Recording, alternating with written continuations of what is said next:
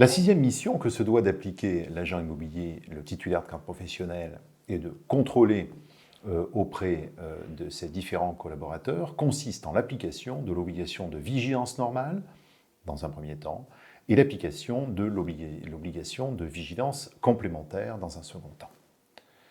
Dans le cadre de la vigilance normale, précisons que l'agent a une obligation de vigilance dite simplifiée et constante. La première étape consiste à la mise en place d'une fiche d'identification du client et cette mise en place consiste à pointer les différents documents transmis par le client et d'en faire rapport sur la dite fiche d'identification du client. Après cette fiche d'identification élaborée, il se doit d'analyser les critères de risque portant sur les caractéristiques de la dite clientèle et les caractéristiques et modalités de la réalisation de la transaction. Puis, après une analyse fine, il doit en conclure qu'il y a un risque ou pas. Dans la condition où il y a un risque, une deuxième étape s'amorce. Si le risque paraît faible ou renforcé, quoi qu'il en soit, il se doit, pendant le processus de commercialisation et le processus de négociation, être particulièrement vigilant lors de cette transaction ou cette location et de contrôler encore davantage les documents qu'on lui transmet.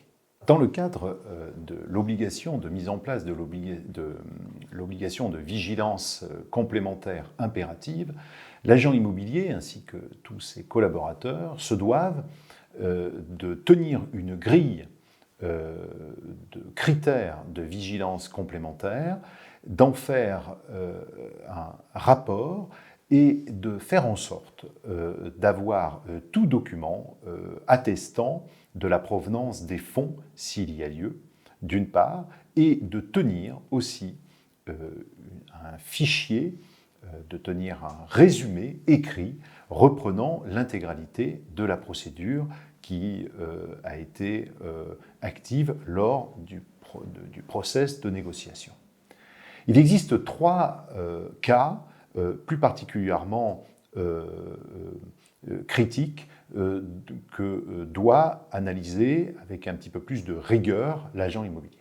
Le premier cas, c'est quand l'agent immobilier se trouve être confronté à l'absence des clients lors de la concrétisation des relations d'affaires.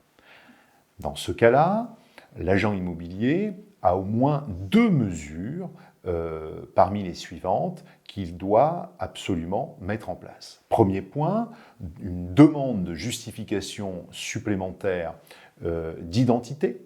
Deuxième point, une certification par un tiers habilité tel qu'un notaire de la copie des documents d'identité.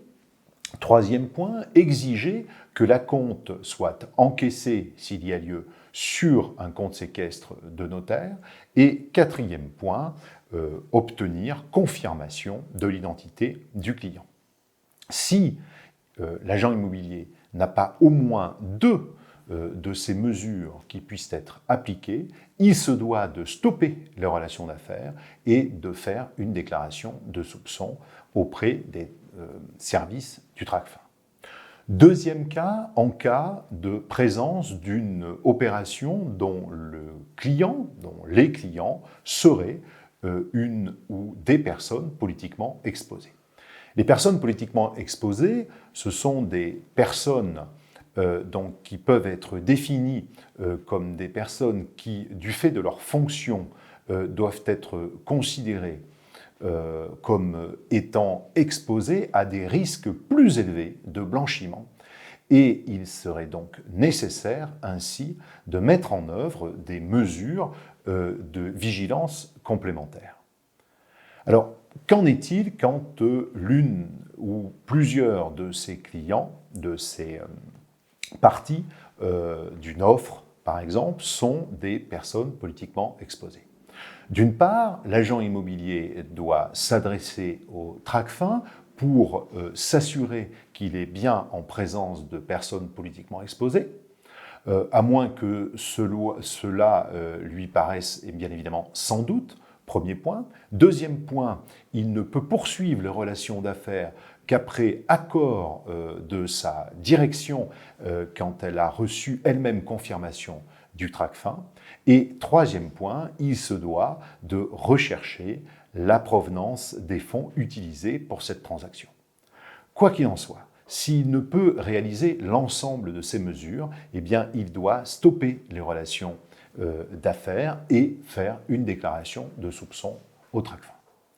Troisième hypothèse, dans le cas où les clients seraient originaires d'un pays ciblé par le GAFI, tels que la Tunisie, l'Irak, l'Iran, le Sri Lanka, à ce moment-là, il se doit de ne pas poursuivre les relations d'affaires qu'après l'accord, là aussi, de sa direction, qui elle-même aurait reçu confirmation du TRACFIN. Premier point. Deuxième point, il se doit de mettre à jour les informations concernant ses clients et de recueillir le plus possible d'informations complémentaires par rapport à ses clients. Là aussi, dans le cas où il ne pourrait réaliser l'ensemble de ces mesures, il se doit de stopper les relations d'affaires et de demander aux référents aux référents déclarants, de mettre en place une déclaration de soupçon auprès des services du TRACFIN.